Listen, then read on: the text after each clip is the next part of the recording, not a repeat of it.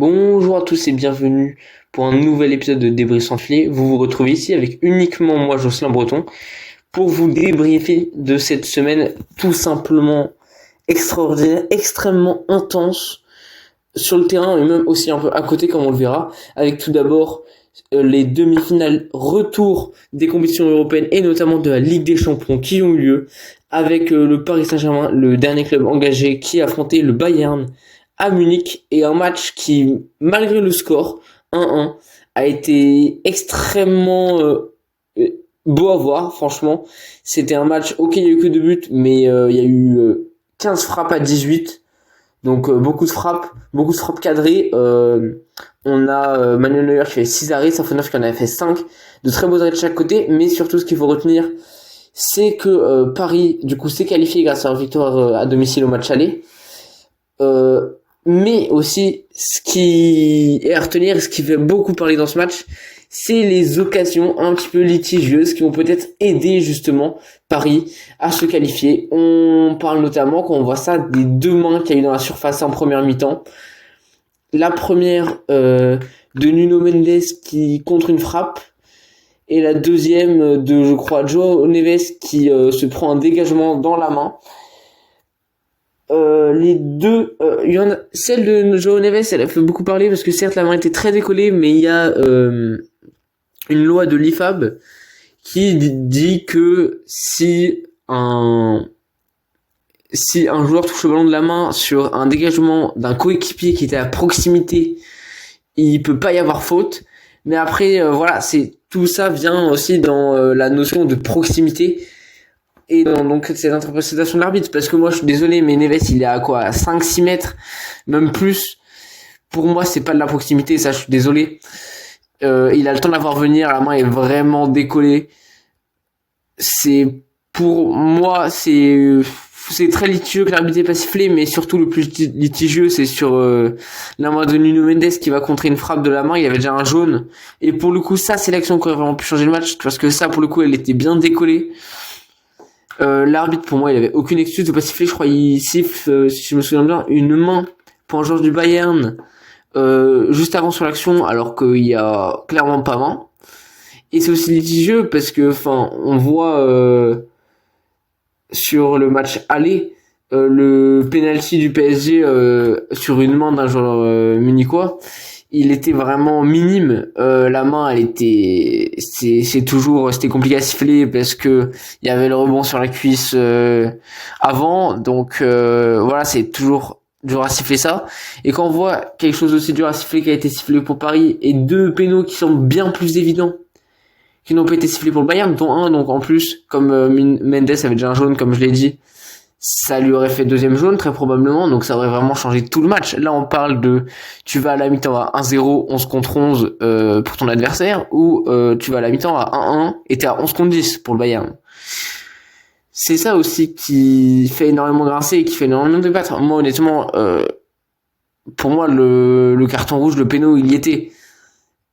Et donc c'est là, Paris, ils ont montré des très belles qualités. Le match était exceptionnel. De toute façon, les 2 meilleures équipes du monde, on le savait. Et ils ont admirablement bien défendu, même s'ils se sont fait peur à la fin en se prenant un but de Kane et en souffrant vraiment bien dans les 10 dernières minutes. Enfin, ils ont souffert un peu dans toute la seconde période. On les a vus surtout jouer en contre-attaque, être dangereux en contre-attaque. D'ailleurs, ils auraient peut-être même mettre le break dans ce match en contre-attaque. Hein. On les a vus être très dangereux, notamment par Kvara, par Dembélé. Mais c'est vrai que c'est une erreur d'arbitrage qui a vraiment changé toute la physionomie de match, parce que ça arrive en première mi-temps, ça veut dire qu'après t'as plus de 45 minutes encore, t'en as peut-être 50, 60, je sais plus c'était exactement quelle minute de jeu, mais c'est pas la même chose faire 50, 60 minutes à 11 contre 11 en gagnant 1-0, ou faire 50, 60 minutes à 10 contre 11 sachant qu'il y aurait eu un péno peut-être marqué, donc à peut-être 1-1. Ça aurait pas du tout été la même chose, ça aurait pas du tout été le même match, mais voilà, c'est aussi des décisions qui font partie du foot. Donc aujourd'hui, c'est Paris qui a eu, on va dire, de la chance, parce que honnêtement, je pense qu'à 10 contre 11, déjà qu'à 11 contre 11, ils ont eu du mal, alors à 10 contre 11, honnêtement, je pense pas qu'il serait passé. Mais ils sont donc passés en finale, et en finale, ils affronteront le club anglais d'Arsenal qui retrouve 20 ans après la finale de Ligue des Champions. Arsenal qui n'a jamais gagné d'ailleurs la Ligue des Champions sur un match 1-0. Et ok, et là en fait c'est le match qui montre que même sur un score similaire, c'est pas du tout les mêmes matchs. Parce que d'un côté donc Paris-Bayern 1-1, beaucoup d'occasions très agréables à suivre, mais 1-1. Et là 1-0, mais le match il était ennuyant quoi. Enfin il y avait pas les frappes, c'était des grosses phases de possession. La preuve, l'homme du match c'est Declan Rice. Ça montre, voilà, c'est que ils avaient, voilà, ça a beaucoup fait tourner au milieu de terrain. C'était pas un très bon match à suivre. Bukayo Saka qui a ouvert le score et mis le seul but du match pour qualifier Arsenal en fin de première mi-temps. Et c'est dommage pour l'Atlético, c'est dommage aussi pour Griezmann, parce qu'on sait qu'on aurait tous bien aimé voir Antoine Griezmann remporter la Ligue des Champions pour sa dernière saison avec l'Atlético et en Europe. Mais ça donc ne s'est pas fait. Avec un coaching d'ailleurs qui a pu être un petit peu critiqué de la part de Diego Simeone, avec les remplacements de Griezmann et d'Alvarez à l'heure de jeu pour faire entrer Almada et Baena qui sont pas forcément des purs attaquants, loin de là. Donc ça c'est vraiment un coaching critiqué qu'on a du mal un peu à comprendre pourquoi est-ce qu'il a fait ça Diego Simeone, pourquoi il est allé faire ce changement tout simplement, parce que t'as deux gros joueurs offensifs, tu les fais les deux sortir alors que tu perds 1-0, c'est vraiment.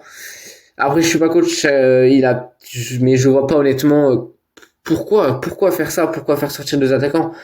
Parce que peut-être que ça aurait pas changé grand-chose, mais c'est sûr que quand tu fais sortir deux de tes meilleurs attaquants, tes chances d'aller t'imposer sont plus faibles. Normalement, à ce moment-là du match, quand tu perds, faut faire rentrer plus d'attaquants. Et donc c'est aussi ça qui a peut-être coûté à l'Atlético sa qualif, mais donc on aura du coup le PSG qui affrontera Arsenal en finale de Ligue des Champions le 30 mai prochain. Paris d'ailleurs qui est maintenant le seul club français engagé en Coupe d'Europe, puisque Strasbourg s'est fait éliminer par le Rayo Vallecano. 1-0 à l'aller, 1-0 au retour, 2-0 score final. Strasbourg qui a pas démérité, franchement qui a fait un incroyable parcours, mais malheureusement le Rayo Vallecano a été vraiment trop fort sur cette double confrontation. On le voit en première mi-temps, ils ont dominé tout le match, même en début de seconde, et Strasbourg s'est mis à dominer uniquement quand le Rayo a commencé à défendre en fait. Quand vers l'heure de jeu, la 60e, 70e, quand tu gagnes de 2 buts, il y a plus besoin d'attaquer. Et c'est vraiment uniquement à ce moment-là en fait que Strasbourg a commencé à dominer un petit peu.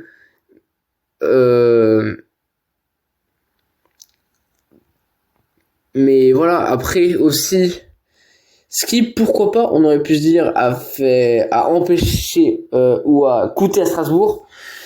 J'ai pas envie de dire que ça a vraiment coûté à Strasbourg, c'est le penalty raté de Enciso à la 90e plus 4. J'ai pas envie de dire que ça a coûté à Strasbourg parce que déjà leur parcours est incroyable, que le Rayo était bien meilleur sur la double confrontation, il faut le dire, et qu'il restait 2-3 minutes additionnelles ensuite. Donc oui, franchement, c'est dommage pour Enciso parce que du coup il s'est fait bien détruire par les supporters après le match, des supporters d'ailleurs c'est assez aberrant, moi je trouve ça. C'est vraiment ils sont allés siffler leurs joueurs alors qu'ils ont fait un magnifique parcours, ils sont allés en demi-finale, c'est historique. C'est ridicule, je trouve, des supporters qui ont été tellement exceptionnels depuis maintenant plusieurs années d'aller siffler leurs joueurs après le match. Mais franchement ouais, c'est dommage, et c'est dommage pour Strasbourg, que ce soit pour le club, pour l'ambiance au sein du club, de se faire éliminer en demi-finale de la compétition. Dans l'autre demi-finale, donc c'est Crystal Palace qui a affronté le Shakhtar et qui n'a pas trop laissé le suspense. Deux matchs plutôt serrés, mais au final ça fait un score assez large, puisqu'il s'impose 2-1, 5-2 cumulés, et donc la finale qui sera Crystal Palace contre le Rayo Vallecano. Alors que dans la Coupe d'Europe, on va dire intermédiaire entre la Champions League et la Conference League, ça fait un petit bout de temps déjà qu'on n'a plus de club français, mais on a pu assister à des beaux matchs. Tout d'abord Fribourg qui va chercher sa qualification malgré qu'ils avaient perdu à l'aller. Fribourg qui va gagner 3-1 face à Braga au retour. bien aidé d'ailleurs par un carton rouge de la 6e minute pour un joueur de Braga. Et donc Fribourg qui va se qualifier en finale d'Europa League et qui affrontera Aston Villa qui avait aussi perdu à l'aller face à Forest dans ce match anglo-anglais pardon. Et Aston Villa tout simplement qui n'a laissé aucune chance à Nottingham. Victoire 4-0. Il y avait 1-0 à la mi-temps, le match était encore serré à ce moment-là, mais ensuite Aston Villa tout simplement ils ont montré la différence de niveau, la différence de classement qu'il y a en première ligue aussi entre les deux équipes. C'est pas deux équipes du même gabarit on va dire actuellement, parce que t'as Nottingham Forest maintenant qui s'est sauvé du maintien mais qui a lutté quand même pour un bon bout de temps. Enfin ils sont pas sauvés officiellement mais normalement ça devrait le faire pour eux. De l'autre côté t'as Aston Villa qui normalement devrait faire la Ligue des Champions la saison prochaine, donc et c'est sûr que du coup là Aston Villa a montré sa supériorité en allant se qualifier en finale. Donc on aura une finale Fribourg contre Aston Villa de Ligue Europa. Mais ensuite après ces matchs européens, on peut passer au match de championnat national Ligue 1 avec dans la course à l'Europe, je trouve une seule équipe qui a fait qui a vraiment pris les bons points. Parce que dans la course à l'Europe, on a de toute façon Marseille qui est en crise actuellement, qui perd 3-0 face à Nantes. On a le journal marseillais de la Provence qui, pour protester, a mis 0 à tout l'heure dans l'équipe. Ça montre la crise dans laquelle Marseille est actuellement. Marseille qui n'a gagné qu'un match contre Metz sur ses 6 derniers matchs pour un nul face à Nice, et qui a perdu vraiment beaucoup de points, que ce soit contre des équipes contre qui ils devraient pas perdre, contre Nantes, perdre 3-0, mais aussi contre des équipes, des concurrents directs. Ils ont perdu contre Lille, ils ont perdu contre Monaco. Et Marseille qui a perdu, c'est vraiment l'équipe qui a perdu le plus, parce qu'avant ils étaient encore pour la course à la Ligue des Champions. Et maintenant, ils se retrouvent 7ème. Donc vraiment à la course pour la Ligue Conférence, et encore uniquement si c'est Lens qui va gagner la Coupe de France, parce que sinon, 7ème place, il y a même pas de Coupe d'Europe. Et pour Marseille, ce serait vraiment la crise. Déjà que c'est donc déjà la crise. On l'a vu avec un énième mise au vert, on va dire, faite par le staff Marseille, qui a dégénéré cette semaine, avec Pierre-Emerick Aubameyang en tête de file et certains autres joueurs qui se sont amusés à totalement renverser, disons, le lieu où ils dorment, la commanderie. En allant jusqu'à arroser avec un extincteur toutes les affaires, et un directeur de l'Olympique de Marseille, ce qui a donc été évidemment très mal vu, et ce qui montre aussi la crise. On sait pas si c'est vraiment pour s'amuser ou pour protester un petit peu, mais donc Pierre-Emerick Aubameyang qui ne sera pas ce week-end dans la liste pour affronter Le Havre en termes de sanctions. On voit donc, oui, Marseille est forcé. Enfin, on le savait dès qu'on a vu le nouveau coach Habib Beye arriver. On savait que ça allait être compliqué, mais là c'est tout simplement catastrophique à ce niveau-là. Enfin, au début de la saison, Marseille qui était là, limite, je veux jouer le titre. Maintenant, je les vois même pas aller en Europe. Si en cas de victoire strasbourgeoise en Coupe de France, je les vois même pas aller en Europe. Je les vois même pas aller plus loin que la 6ème place. Donc franchement, c'est ceux qui ont le plus perdu. Mais c'est pas les seuls, parce que Lille aussi a perdu des points face à Le Havre en faisant un match nul, un but partout. Alors que Monaco, eux, ont assuré leur essentiel de justesse, certes, mais ils l'ont assuré 2-1 face à Metz. Avec la première titularisation depuis très très longtemps de Paul Pogba, mais qui n'a malheureusement pour lui pas été essentiel.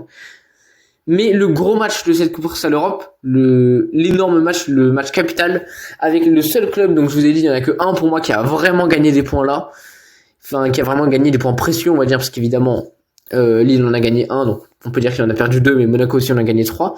Mais c'est Lyon face à Rennes dans un match incroyable, dans un match ultra disputé, avec Rennes qui ouvre le score 1-0, mais Lyon qui gagne ensuite 2-1, qui revient à 2-2, et qui finissent par s'imposer 4-2. Et pourquoi c'est eux qui ont gagné, on va dire, les plus gros points? Bah, tout simplement parce que maintenant ils sont 3e, ils ont 2 points d'avance sur Lille, et surtout 4 points d'avance sur Rennes. Avant ce match, ils en avaient que 1 d'avance, et donc là vraiment c'est une grande avancée, parce que déjà ils se retrouvent à avoir 4 points d'avance sur un concurrent direct à la Ligue des Champions, Mais en plus, grâce aux contre-performances de Lille et de Marseille notamment, ils se retrouvent avec vraiment avec moins de concurrence, parce que clairement, par exemple, Marseille, maintenant, il faudrait qu'ils de toute façon, ils peuvent déjà plus rattraper Lyon.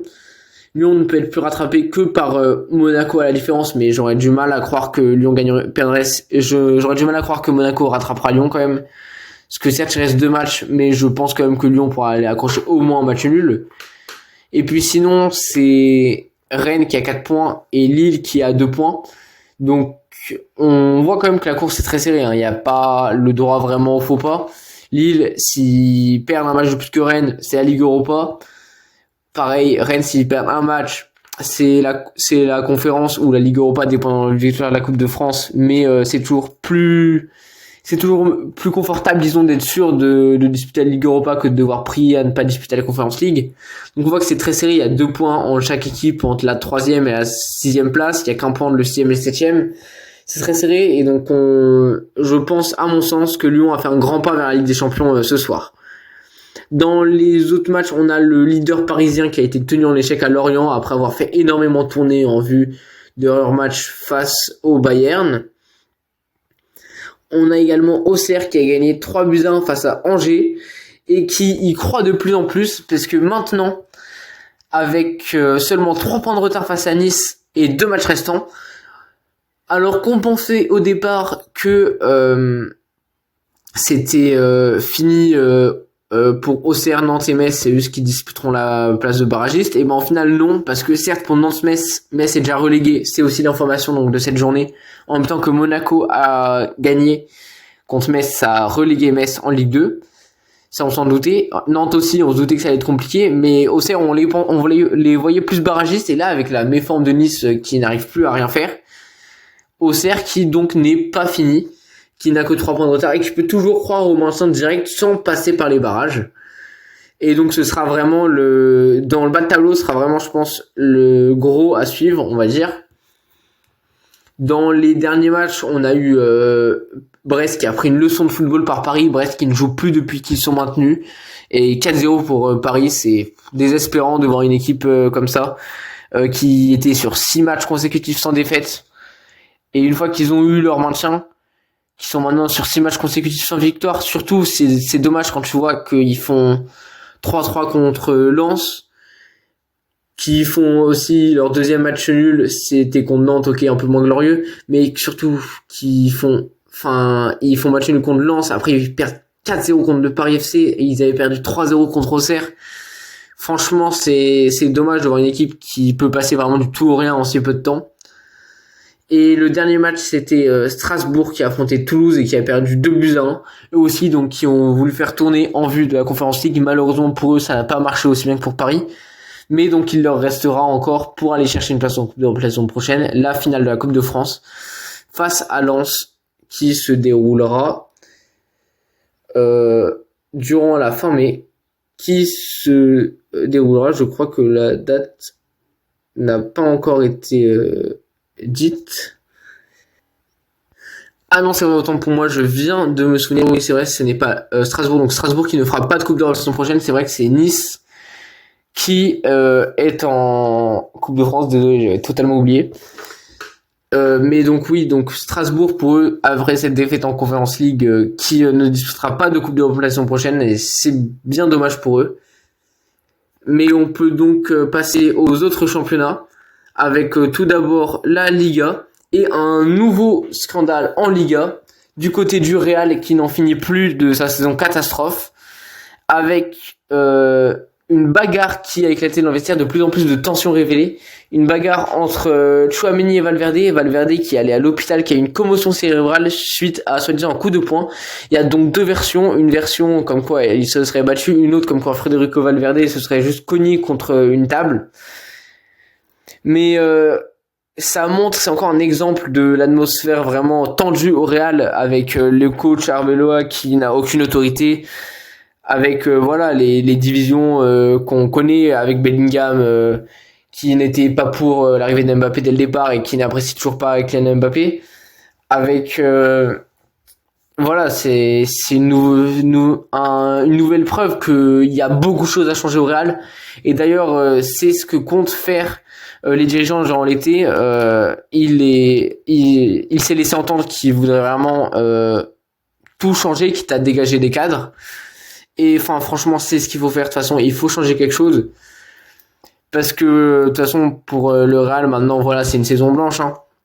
Ils affronteront le Barça ce week-end, mais ils ne rattraperont jamais. Ils ont 11 points de retard, il reste 4 matchs. En Liga, voilà, c'est à peu près tout est joué. Tout ce qui n'est pas encore joué, c'est les qualifications en Conference League ou peut-être en Europa League pour les 6e et 7e places. Avec le Celta Vigo qui a 47 points, Retafe 44, l'Athletic Bilbao 44, Osasuna 42.